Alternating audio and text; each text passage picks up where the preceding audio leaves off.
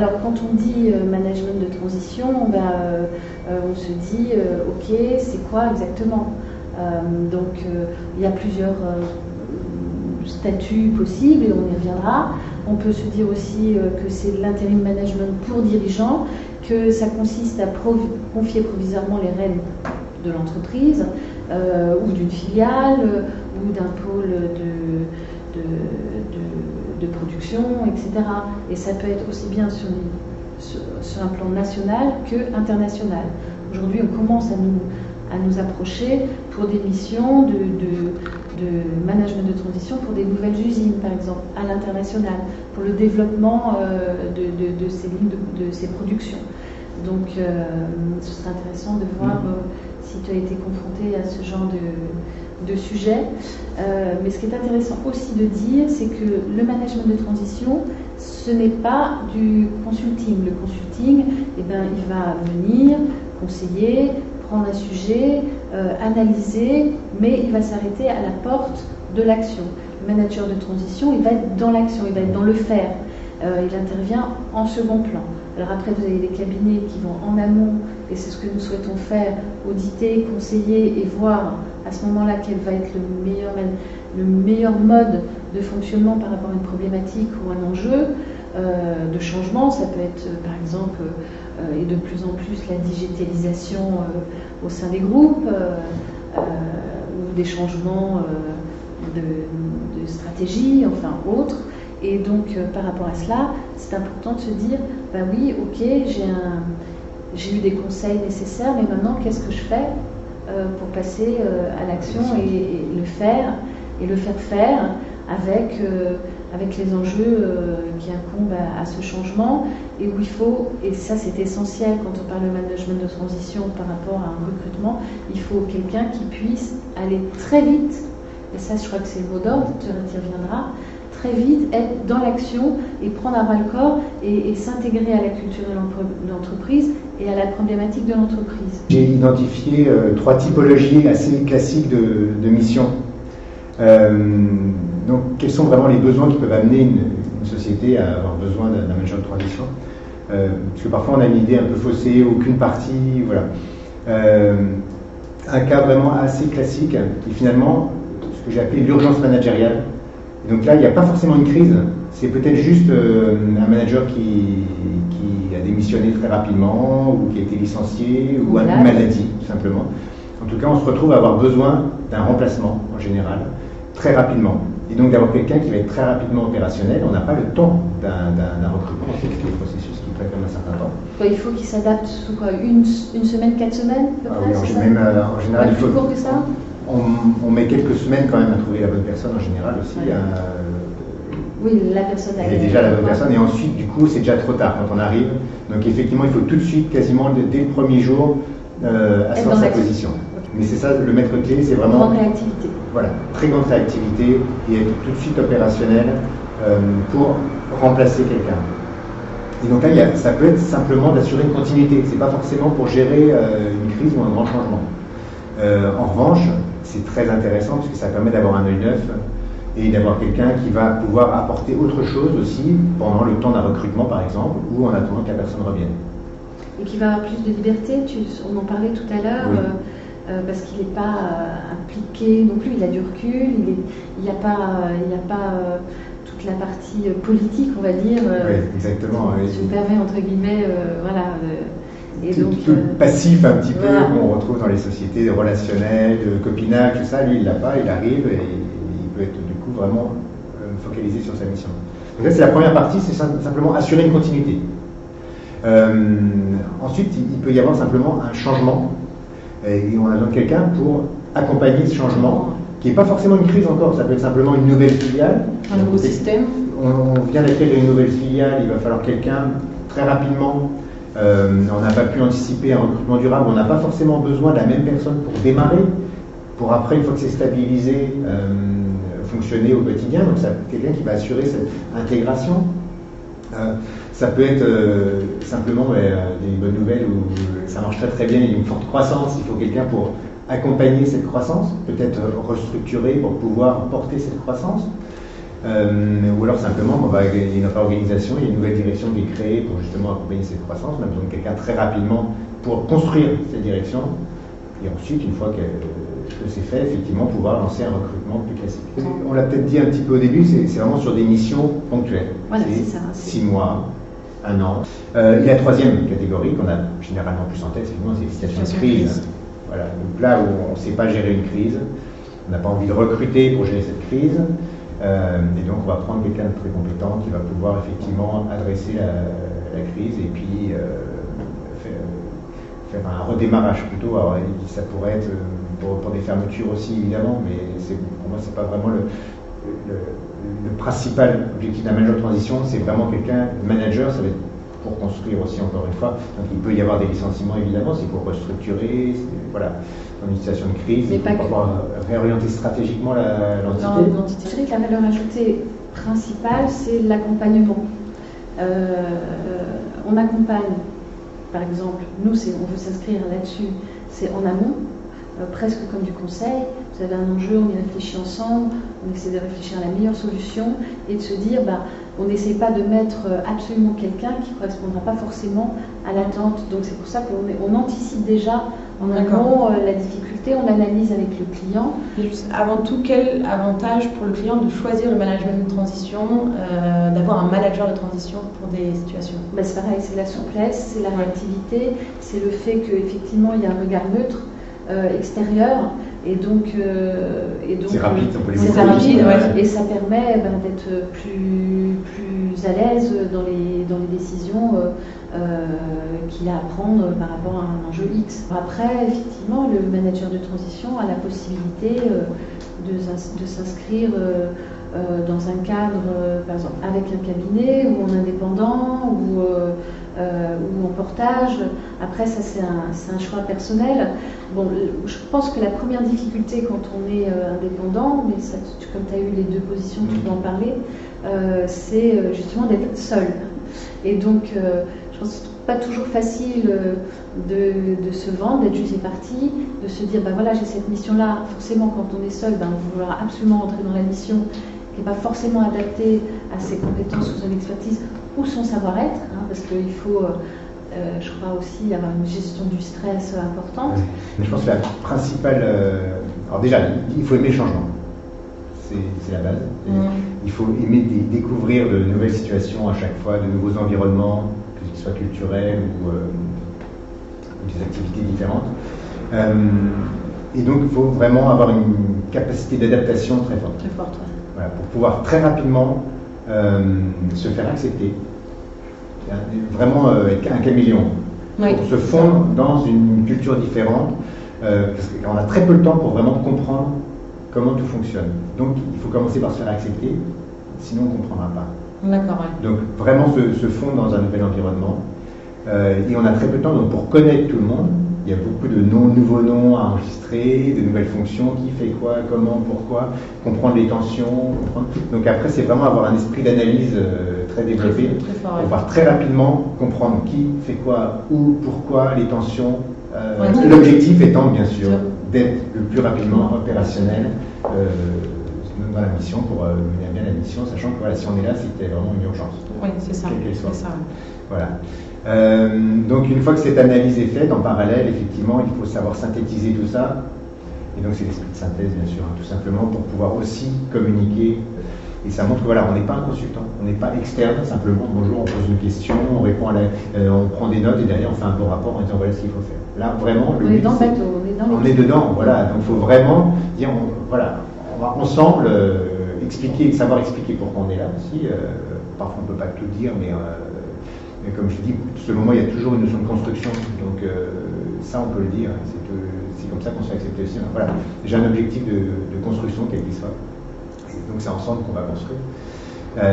Et ça permet voilà, vraiment d'être percutant et d'aller très très vite. Donc il faut vraiment être humble, échanger énormément, partager ces solutions, savoir soi-même aussi se dire là c'est sûr, il ne s'agit pas non plus de demander l'autorisation pour tout faire, on nous confie une responsabilité, c'est bien pour la prendre.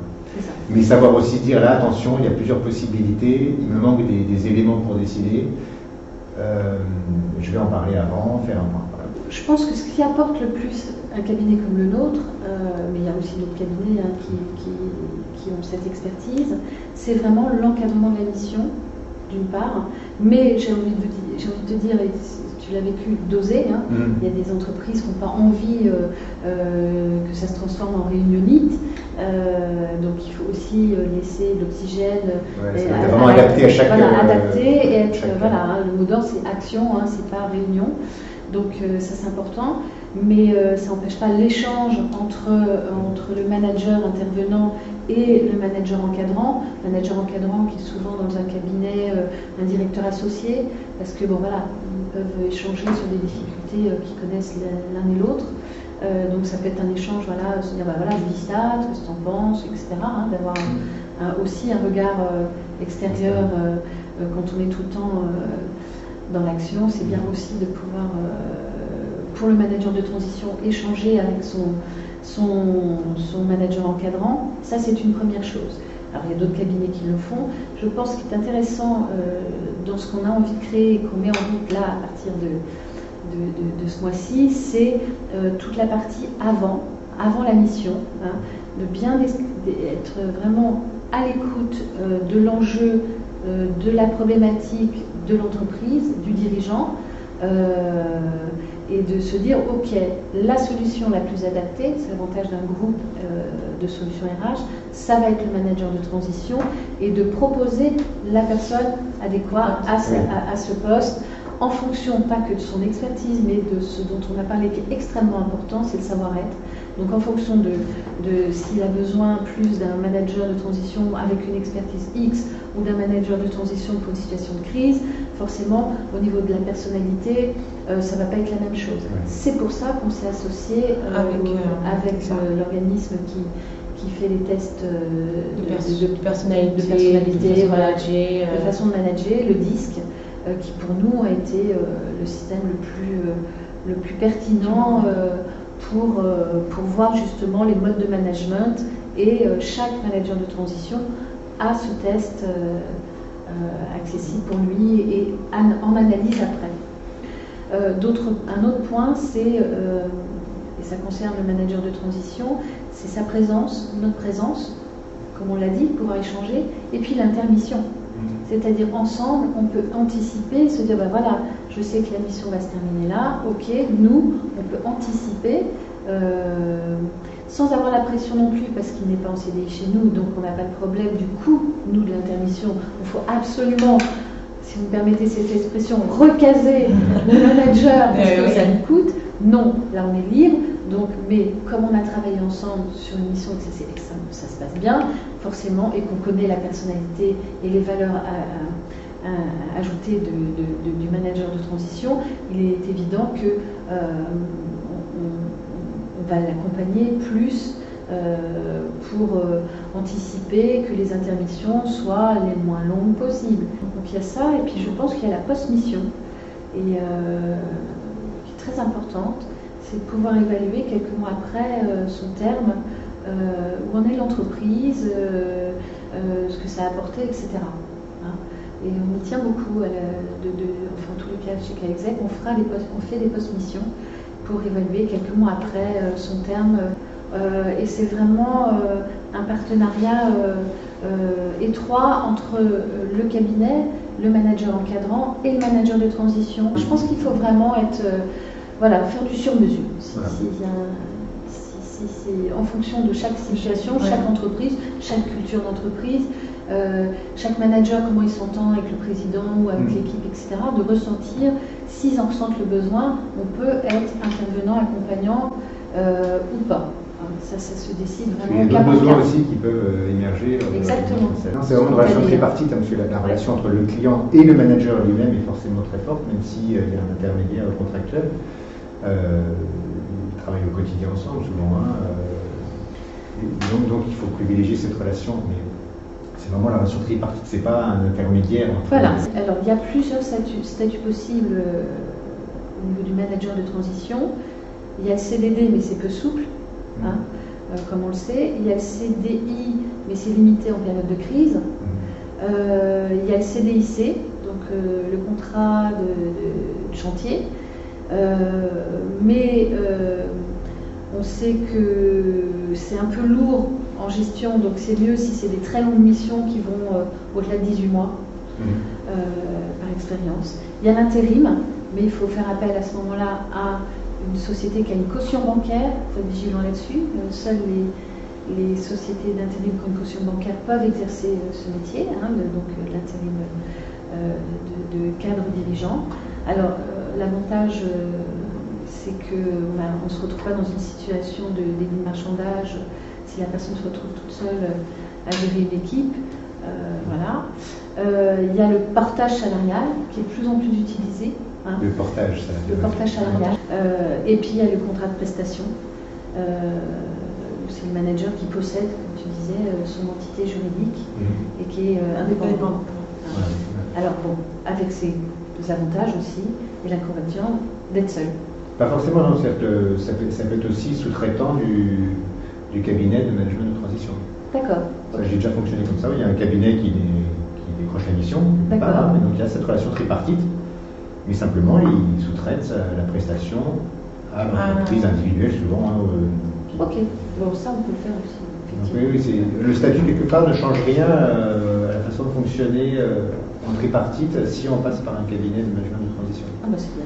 Voilà. Tout est possible, mais simplement, effectivement, après, c'est plutôt juridiquement s'assurer qu'on est dans les clous ou pas. Voilà. En fonction de la mission. En fonction de la mission et donc de la société qui est en face et des risques. Oui, absolument. Et ça, le cabinet, normalement, expert, est là aussi pour conseiller. La première raison, effectivement, c'est une appétence pour le changement. Voilà, c'est se retrouver dans un environnement nouveau, de nouvelles personnes, avoir à comprendre des fonctionnements. C'est quelque chose qui me stimule énormément. Et au départ c'était quelques années, maintenant c'est quelques mois peut-être. Il y a forcément, ça dépend des missions, j'exagère, je caricature, mais j'ai besoin de ce renouvellement et de ce changement. Donc ça a été aussi un élément déclencheur. Et je me suis aperçu d'ailleurs que dans toute ma carrière avant, où j'étais dans des grands groupes pendant des longues périodes, j'ai souvent eu ce rôle aussi, quelque part, où on me confiait des missions pour des situations de crise ou des urgences. Et donc c'est là que j'ai compris qu'il y avait aussi quand même une certaine logique. Donc ça c'est la première raison. La deuxième, c'est que ça me permettait d'avoir assez rapidement une expérience variée dans des environnements culturels différents, des activités différentes, et de ne pas me spécialiser dans un domaine en particulier, mais vraiment dans la direction de centre de profit, quel que soit le type, que ce soit une PME, un grand groupe, dans l'énergie, dans l'industrie. Donc voilà, acquérir rapidement des expériences variées. Voilà, exactement. Et donc c'est pour ça que j'ai fait ce choix de le faire aussi assez jeune, à 40 ans, en me disant aussi que c'était sûrement un atout, parce que je pense que la population de managers de transition est quand même plus autour de 55 ans. Oui, c'est ça. Voilà, donc ça me permettait aussi le fait d'en avoir fait un choix, de l'afficher comme tel, c'est pas un choix par défaut. C'est vraiment une volonté de développer cette activité-là. Et c'est ce qui a permis aussi de le faire fonctionner, je pense. Voilà, et ensuite, le dernier élément, je pense, c'est aussi la liberté quand même. Ça donne une certaine liberté de choisir ses missions, de choisir de temps, de choisir aussi de faire des intermissions. Donc voilà, c'est le troisième point, je pense, la liberté. Les inconvénients, c'est savoir accepter aussi s'il y a des moments où ça marche moins bien, qu'il y ait des périodes d'intermission qui durent un peu plus longtemps que ce qu'on pouvait imaginer. Il peut y avoir plus que quelques mois d'attente, ça peut aller jusqu'à 6 mois. Entre deux missions, ça dépend vraiment du marché aussi. Et voilà. Donc ça, il faut quand même aussi le savoir et l'accepter, je pense. Ensuite, je pense que dans toutes les missions, il y a forcément quelque chose de passionnant. Il faut se passionner pour le sujet, en fait. Alors moi, j'ai eu la chance peut-être de ne pas avoir de mission vraiment où l'objectif est de fermer les entités, par exemple, où là, c'est vraiment... il n'y a pas de construction. Donc là, je ne suis pas sûr que j'accepterais ce genre de mission qui soit purement de fermer. Mais à partir du moment où voilà, il y a un objectif de redémarrage, de construction, même si ça implique parfois de savoir licencier aussi, il y a cette volonté de redémarrer, de construire. Donc là, forcément, on peut se prendre au jeu très facilement. Il y a un challenge intéressant. Voilà, c'est une nouvelle entité qu'on démarre, qui est donc spécialisée dans le management de transition, dans les secteurs qu'on a l'habitude de gérer jusqu'à présent, aussi bien sur notre partie chasse que sur notre partie intérim